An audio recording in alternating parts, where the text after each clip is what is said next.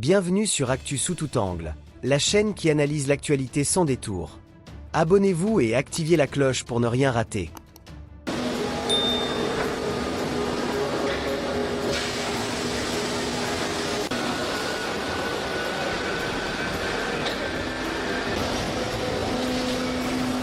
C'est l'étonnement de savoir qu'on a créé une telle unité industrielle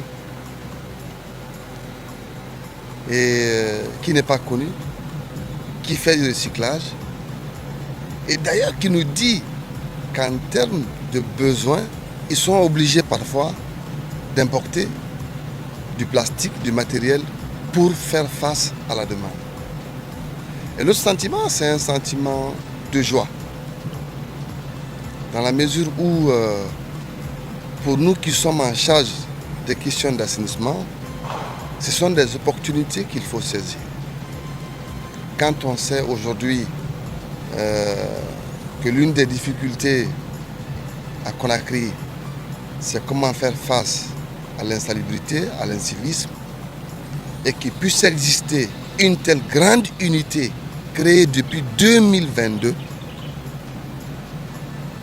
et que nos PME, nos délégations spéciales ou même ceux qui n'ont pas d'emploi puissent avoir des difficultés à combler les besoins de cette unité de transformation des déchets de recyclage, c'est très étonnant, c'est écœurant et ça fait mal au cœur. Mais comme je l'ai dit, nos sorties sur le terrain permettent de saisir l'ensemble des opportunités qui existent aujourd'hui dans le cadre de la lutte contre l'insalubrité. Ceci est une grosse opportunité que le département va saisir. Ensemble, comme je l'ai toujours dit, il faut réformer les PME. Vous avez vu les tonnes qui existent. Ils vous disent que parfois, les matières premières viennent de Sigiri, de Nzérékoré, de Kankan.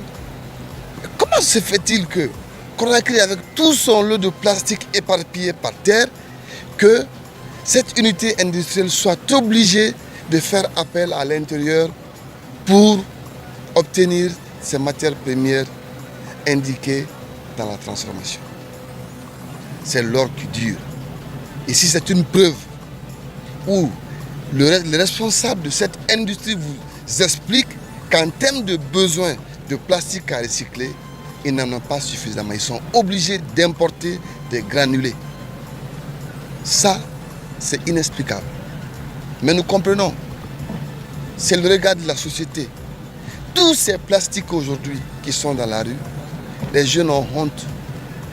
La plupart de ceux qui le font, parfois, le font dans l'anonymat, alors que ce sont des opportunités qu'il faut saisir. C'est la loi de Lavoisier. Rien ne se perd, rien ne se crée. Par la grâce de Dieu, avec ces unités qui sont là pour accompagner le gouvernement guinéen, le peuple de Guinée, dans sa trajectoire de Simandou 2040, nous allons mettre en place des stratégies pour bâtir autour de ce secteur une stratégie efficace, efficiente, mais aussi viable, permettant à de nombreux Guinéens de vivre dignement à travers la lutte contre l'insalubrité, mais aussi la transformation des déchets en produits